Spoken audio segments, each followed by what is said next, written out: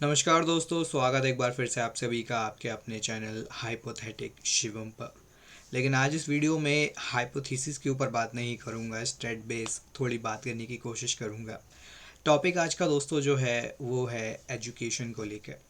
अब आजकल इतनी सारे कॉलेजेस हैं, इतने सारी यूनिवर्सिटीज़ हैं और एजुकेशन इतना ज़्यादा एक्सेसिबल हो गया है, लेकिन एक्सेस होने के बाद भी हम एजुकेशन का यूज़ उतना अच्छा कर नहीं पा रहे हैं। सेकंड चीज़, क्योंकि जब आप इतना ज़्यादा एजुकेशन एक्सेसिबल हो गया है हम सभी के लिए, हम कई सारे डिग्रीज़ को कोर्सेज़ को कर पा रहे हैं, लेकिन उसके बाद भी जॉब नहीं मिल रही है लोगों को, या बच्चों को जॉब मिलती भी है तो वो सैलरी नहीं मिलती है। उसकी क्या वजह है? तो इसी के ऊपर एक छोटा सा स्टेट बेस्ड वीडियो आपके लिए लेकर आया हूँ। तो ज़्यादा इन्फॉर्मेशन मैं आपको ओरली ना देकर स्टेट बेस यानी कि सिर्फ हवाई बातें ना करने की जगह स्टेट बेस थोड़ी बातें शेयर करने की कोशिश करूँगा। तो कुछ स्टेट्स मैंने निकाले हैं, सबसे पहले उसके ऊपर हम बात करते हैं कि कैसे एजुकेशन में इतना ड्रास्टिक चेंज आया है पिछले 20 साल में। अगर आप पिछले 20 साल की आज से 20 ईयर्स पीछे अगर आप चले जाओ, तब की एजुकेशन और अब की एजुकेशन में ऐसा क्या डिफरेंस आया है कि बीटेक, बीसीए, एमसीए इस तरह के कोर्सेज करने के बाद भी, एमबीए इस तरह के कोर्सेज करने के बाद भी जॉब्स नहीं हैं, और जॉब्स हैं तो उनमें उतनी सैलरी नहीं है। इसके ऊपर एक नज़र डालते हैं। तो मैं कुछ फैक्ट आपके साथ में शेयर करने जा रहा हूँ। आप उन फैक्ट के बेसिस पर फिर समझ सकते हैं कि क्या चेंज हमें देखने को मिला है last 20 years. I am sure आप लोग स्क्रीन को देख पा रहे होंगे। तो सबसे पहले मैं आपको ले चलता हूँ एक नोटिस की ओर। ये नोटिस है यूनिवर्सिटी ग्रांट कमीशन यानी कि यूजीसी का नोटिस है। कब का है ये? 25/1/2023 का। तो 25/1/2023 के आधार पर लगभग 1074 यूनिवर्सिटीज़ यूजीसी के अंडर में है। ठीक है, 1074 यूनिवर्सिटीज़ हैं। इसके अलावा कुछ अदर से इन्फॉर्मेशन दे रखा है जो कि सेक्शन वी के अंडर में आते हैं, जहाँ पर लगभग 398 यूनिवर्सिटी हैं। लेकिन अभी जो हमारा चर्चा का विषय है दैट इज़ 1074 यूनिवर्सिटीज़ जो कि हमारी यूजीसी के अंडर में हैं।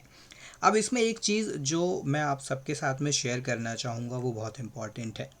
अब यहाँ पर आपको 1074 यूनिवर्सिटीज़ तो शो तो ज़रूर हो रही हैं, बट इसमें ऐसी कितनी यूनिवर्सिटी हैं जो 2000 या उसके बाद में शुरू हुई हैं? तो मैं आपको एक डेटा की ओर ले चलता हूँ जो कि मैंने खुद ही बनाया है। इससे आप थोड़ा लेट कर पाएंगे। तो ये डेटा है गाइज, स्टेट वाइज जो यूनिवर्सिटी हैं यूजीसी के अंडर में। तो इस तरह से आप देख सकते हैं कि हर स्टेट में कितनी यूनिवर्सिटीज़ हैं। स्टेट वाइज यहाँ पर मैंने क्लासिफिकेशन किया है कि हर स्टेट में कितनी यूनिवर्सिटी, चाहे वो प्राइवेट यूनिवर्सिटी हो, डीम्ड यूनिवर्सिटी हो, या किसी और तरह की यूनिवर्सिटी हो। ठीक है, तो स्टेट वाइज यहाँ पर आप देख सकते हैं डिफरेंट यूनिवर्सिटीज़ यहाँ पर हमें देखने को मिल रहे हैं। और टोटल में थोड़ा सा यहाँ पर मिस कम्युनिकेशन है, या थोड़ा सा एरर हो सकता है। 1081 जो है टोटल हो गया है, तो हो सकता है एक स्टेट में या दो स्टेट में एक दो यूनिवर्सिटीज़ एक्स्ट्रा काउंट हो गया हो। मैं भी ह्यूमन हूँ तो मिस्टेक हो सकती है, बट जो टोटल है वो लगभग हमारा, जैसा कि हमने देखा, 1074 है। ठीक है, यहाँ पर 1081 हो गया है, तो थोड़ा आगे पीछे उसमें ऐड हो गया है नंबर। अब इसमें ऐसी कितनी यूनिवर्सिटीज़ हैं जो ईयर 2000 के बाद शुरू हुई हैं? तो अगर आप देखो तो लगभग हमारे पास कितनी यूनिवर्सिटीज़ हैं? वी हैव 1074 यूनिवर्सिटी जो कि यूजीसी के अंडर में रजिस्टर्ड हैं। अब इस 1074 में ऐसी कितनी यूनिवर्सिटी हैं जो कि ईयर 2000 के बाद शुरू हुई हैं? ईयर 2000 के बाद। ठीक है, तो यहाँ पर मैंने एक क्लासिफिकेशन किया और यहाँ पर लगभग 835 यूनिवर्सिटीज़ ऐसी हैं जो कि ईयर 2000 के बाद, यानी कि जो आपका 2000 था, ठीक है, उसके बाद लगभग 835 यूनिवर्सिटीज़ जो हैं वो तैयार हुई हैं। यूनिवर्सिटीज़ ने रजिस्टर किया या अप्लाई किया यूजीसी के लिए। अगर हम इस डेटा से इसका परसेंटेज निकालें तो करीब 77.24% हमें डेटा निकल कर आता है। इसको आप थोड़ा कम कर लीजिए क्योंकि यहाँ पर जो नंबर है वो 81 है, तो करीब ये आपका 76 या 75 के करीब होगा। तो अगर आप देखो पिछले 20 ईयर्स में, ठीक है, अगर आप 20 ईयर्स की बात करें तो पिछले 20 ईयर्स में करीब 835 नई यूनिवर्सिटीज़ जो हैं वो बनी हैं। इसका कारण क्या है यूनिवर्सिटी बनने का? तो इसकी दो चीज़ें हमें साफ तौर पर दिखाई देती हैं। पहली चीज़, नंबर ऑफ़ एनरोलमेंट बढ़े 2000 के बाद। ठीक है, नंबर ऑफ़ एनरोलमेंट बढ़े तो बच्चों का इंटरेस्ट जो है वो एजुकेशन की ओर बढ़ा। सेकंड चीज़, अगर आप देखें तो 2000 के बाद, ठीक है, अगर हम 2000 की बात करें तो उसके बाद जो एजुकेशन है वो थोड़ा इजी हुआ है। ठीक है, easy in the sense relaxed हुआ है। 12th पास करना उतना मुश्किल नहीं रहा 12th के बाद, सॉरी 2000 के बाद, जो कि 2000 से पहले हुआ करता था। 90s की जब हम बात करते हैं, 90s की डिस्कशन हम सुनते हैं तो हम ये देखते थे कि लाइक हमारे जो भी एल्डर्स थे वो कहते थे कि 25% रिज़ल्ट आता था, 30% रिज़ल्ट आता था, 28% रिज़ल्ट आता था। लेकिन वही रिज़ल्ट अगर आप 2010 के बाद देखें, ठीक है, तो अगर आप देखें रिज़ल्ट आफ्टर 2010, तो वो रिज़ल्ट में बहुत ज़्यादा चेंज आया है। और अभी का रिज़ल्ट अगर आप देखें, result of late early 2020s, तो करीब 95% रिज़ल्ट तक हमें देखने को मिल रहा है। ठीक है, तो इससे ये बात सामने निकल कर आई है कि लगभग 95% बच्चा जो है वो हर साल 12th पास कर कर आ रहा है। अब इस 95% बच्चे को एडमिशन लेना ही लेना है कॉलेज में। ठीक है, तो मान लीजिए 95% में से अगर सिर्फ हम कहते हैं 80% बच्चा ही एडमिशन लेता है, तो 80% बच्चा भी बहुत ज़्यादा होता है अगर हम इंडिया जैसी कंट्री की बात करें। इसी को देखते हुए 2000 के बाद ड्रास्टिकली जो है वो क्या हुआ, यूनिवर्सिटीज़ बनना शुरू हुई। और कॉलेजेस तो यहाँ पर हमने काउंट ही नहीं किए कि कितने कॉलेजेस जो हैं वो रजिस्टर हुए होंगे अंडर दीज यूनिवर्सिटीज़। एक बार फिर से मैं आपको नोटिस पर लेकर चलता हूँ यहाँ पर। अब ऐसी कई यूनिवर्सिटीज़ हैं जो 2010 के बाद रजिस्टर हुई हैं। आप चाहो तो इस नोटिस को गूगल से डाउनलोड कर सकते हैं, वहाँ पर आपको मिल जाएगा। शुरू में ही अगर आप देखें तो यहाँ पर लगभग 3 से 4 यूनिवर्सिटी जो है 2018, 19, 2020, 2028, सॉरी 2018, ठीक है, इसके बाद 2008 में है। नीचे अगर आप देखो तो लगभग आपका ये 2022 में हो गया, 2018 में हो गया, 2016 में हो गया। तो इतनी तेज़ी से यूनिवर्सिटीज़ बनने का रीज़न क्या है? इतनी तेज़ी से यूनिवर्सिटी बनने का रीज़न यही है कि एजुकेशन इजी हुआ और बच्चों को एडमिशन लेना था बट उतने यूनिवर्सिटीज़ नहीं थे। तो एजुकेशन का जो बिज़नेस है बहुत तेज़ी से बढ़ा। जब एजुकेशन का बिज़नेस बहुत तेज़ी से बढ़ा तो क्या हुआ कि मैं वापस आ जाता हूँ। ठीक है, तो एजुकेशन का बिज़नेस जब बहुत तेज़ी से बढ़ा तो लोगों ने देखा, जो भी कॉलेजेस रन कर रहे थे या जिनके पास अच्छा पैसा था, उन्होंने सोचा कि ये एक अच्छा बिज़नेस है, इसकी ओर हमें बढ़ना चाहिए। तो बहुत तेज़ी से कॉलेजेस बनने शुरू हुए, बहुत तेज़ी से यूनिवर्सिटीज़ बनना शुरू हुई। जो कॉलेजेस थे उन्होंने यूनिवर्सिटी की ओर बढ़ना शुरू किया। इससे क्या हुआ, कंपटीशन बहुत ज़्यादा आया, बहुत ज़्यादा नंबर में बच्चे पास आउट होने लगे। अभी तक जो बच्चे बहुत ही लिमिटेड नंबर में थे, उनको आप फिंगर पे काउंट कर सकते थे, अब वो बहुत ज़्यादा बड़े स्केल के ऊपर पास आउट हो रहे थे। तो अगर आप देखें प्लेसमेंट, तो 2010 के बाद से प्लेसमेंट जो है वो नीचे गिरा है। अभी इसका कोई डेटा मैं आपके साथ शेयर नहीं कर रहा हूँ, बट समडे एल्स किसी और वीडियो में कोशिश करूँगा कि ये भी डेटा आपके लिए लेकर आऊँ। तो 2010 के बाद से कितनी ड्रास्टिकली जो है प्लेसमेंट पैकेजेस जो रहे हैं बच्चों के, वो कितनी तेज़ी से नीचे गिरे हैं। तो अगर अभी मैं बात करूं, अगर आप कोई बीटेक हैं, एमबीए हैं या एमसीए हैं, ठीक है, इस तरह के जो मेजरली कोर्सेज हम करते हैं, तो ऐसे बच्चे हार्डली 20,000 के लिए भी उन्हें बहुत ज़्यादा स्ट्रगल करना पड़ रहा है एज देयर फर्स्ट जॉब।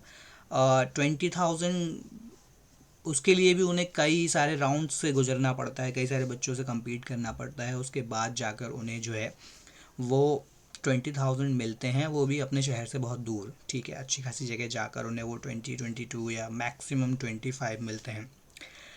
उन बच्चों को और ज़्यादा स्ट्रगल करना पड़ता है जो बहुत छोटी फैमिली से आते हैं, मिडिल क्लास फैमिली से आते हैं, लोअर मिडिल क्लास से आते हैं, क्योंकि वो 5 से 10 लाख रुपए लगा कर आते हैं इन कोर्सेज में। ठीक है, अब अलग यूनिवर्सिटीज़ के हर कॉलेज के अलग अलग फ़ीस होते हैं, अलग अलग चार्जेस होता है। तो 5 से 10 लाख रुपए जब आप इतना स्पेंड करके आते हैं, इतना इन्वेस्ट करके आते हैं, उसके बाद जब 20,000 का जॉब लगता है, इट इज़ वेरी डिस्करेजिंग। ठीक है, क्योंकि मैं I am also a part of college, so I understand these things, I understand the sentiments of the students and their parents. मेरे पेरेंट्स को भी बहुत ज़्यादा स्ट्रगल करना पड़ा to get me through all this phase. So इतना easy नहीं होता है। और जब आप इन कोर्सेज़ को देखते हैं, अब रैंडमली अगर आप देखें तो यही कोर्सेज़ बच्चे ज़्यादा करते हैं। इंजीनियरिंग हो गया, ठीक है, उसके अलावा पीजी की बात करें तो एमबीए हो गया, एमसीए हो गया। तो ये जो कोर्सेज़ हैं, ज़्यादातर बच्चे जो हैं वो इन्हीं कोर्सेज़ में एनरोल करते हैं, और इन्हीं में सबसे ज़्यादा कंपटीशन भी है। ऐसा नहीं है कि और कोर्सेज़ नहीं है, कई सारे कोर्सेज़ हैं, बट बच्चों को पता नहीं होता है, जिसके चलते वो उसका बेनिफिट नहीं ले पाते हैं। बीसीए, एमबीए, एमसीए, बीटेक, ये कोर्सेज़ इतने ज़्यादा बच्चे कर रहे हैं कि बच्चों को जॉब मिलना मुश्किल हो जाता है। उन्हें लगता है कि क्या बेनिफिट हुआ इतना पैसा इन्वेस्ट करने के बाद, स्पेंड करने के बाद। एक छोटा सा और मैं आपको एक स्टैट शेयर करता हूँ। Let me just share the screen with you. ठीक है, तो ये तो सैलरी का है। ठीक है, ये एक रिपोर्ट है स्टडी आईक्यू का कि जो अनएम्प्लॉयमेंट रेट है प्रेजेंट में 2023 में वो 8.3% है। यानी कि अभी भी लगभग इंडिया की 140 करोड़ पॉपुलेशन में 8.3% पॉपुलेशन ऐसी है जिसके पास अभी भी जॉब नहीं है। अब जब हम बात कर रहे हैं जॉब की, तो हम बात करें किसी भी तरह की जॉब की, यानी कि बेसिक जॉब भी नहीं है जिससे उनका घर चल सके। हम उस जॉब की बात तो कर ही नहीं रहे जहाँ पर आपका पैकेज थाउजेंड्स में होता है, 40,000, 50, 60, 1 लाख, उस पैकेज की बात नहीं कर रहे हैं। 8-10 हज़ार की जॉब भी नहीं है, ऐसे लगभग 8.3% हैं। तो 140 करोड़ का अगर आप 8.3% निकालें तो भी एक बहुत बड़ा ये एक नंबर हो जाता है। ठीक है, इसको आगे और ज़्यादा ब्रेक डाउन किया गया है। 10.09% अर्बन एरिया में है इंडिया में, वहीं 7.44% जो ये नंबर है वो रूरल एरिया में है इंडिया के। तो 8.3% इज़ अ बिग नंबर। ये भी कहीं ना कहीं ये शो करता है कि कंपटीशन कितना ज़्यादा है। इसकी वजह क्या है? वेल, वजह तो इसका कुछ भी कह पाना मुश्किल है, बट ये ज़रूर कहा जा सकता है that education is more of a business than education. Early 2000 से पहले, एक बार फिर से मैं आपको एक्सेल पर ले चलता हूँ। Sorry, let me again take you to the excel। तो अगर आप देखें यहाँ पर, तो जो नंबर था वो दैट वाज 1076। 1076 में से अगर आप 835 निकाल दो, एक बार मैं आपको यहाँ पर करके दिखाता हूँ। So number is 10, just a second please. So number is 1076, right, to be precise. इसको अगर हम माइनस कर देते हैं 835 से,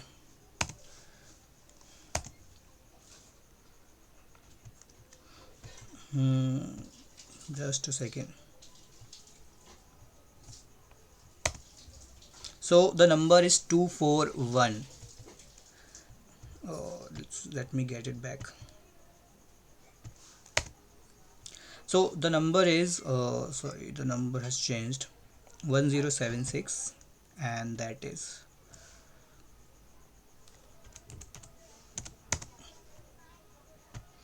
okay, let me just put it one more time। The number is 1076 and it is minus 835। Okay, so 241 universities. तो अगर हम 2000 से पहले चले जाएं तो पूरे इंडिया में सिर्फ 241 यूनिवर्सिटीज़ थी, और उन 241 यूनिवर्सिटीज़ से बच्चे पढ़ रहे थे। अब इससे दो बेनिफिट हुए हैं।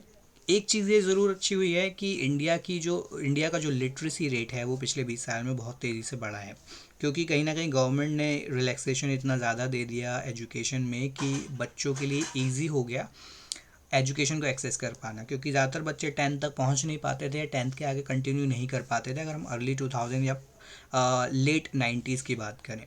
लेकिन पोस्ट 2020 2010 उसके बाद से जो एजुकेशन है वो थोड़ा इजी हुआ बच्चों के लिए, ज़्यादा बच्चे पास होने लगे। गवर्नमेंट ने ऐसी पॉलिसीज़ बनाई कि बच्चों को ज़्यादा से ज़्यादा पास करना है, तो लिटरेसी रेट बढ़ा। लिटरेसी रेट बढ़ने से देन ऑब्वियसली कंपटीशन हमारा बढ़ा है। अब ऐसे में क्या किया जा सकता है, क्योंकि कंपटीशन है and we have to be with it, हम अपनी तरफ से क्या कर सकते हैं एज स्टूडेंट्स या एज पेरेंट्स। अब यहाँ पर ज़रूरी है कि आप सिर्फ डिग्री पर डिपेंडेंट ना रहें, अपनी डिग्री के अलावा अपने स्किल्स के ऊपर काम करिए। मैं हमेशा अपने स्टूडेंट से कहता हूँ, degree only opens the door for you, entering that door और एंटरिंग यू नो और not entering that door, it's absolutely your call. तो उस डोर के आगे आपको कितना अंदर जाना है वो आपका स्किल डिसाइड करेगा। Degree can only open the door for you.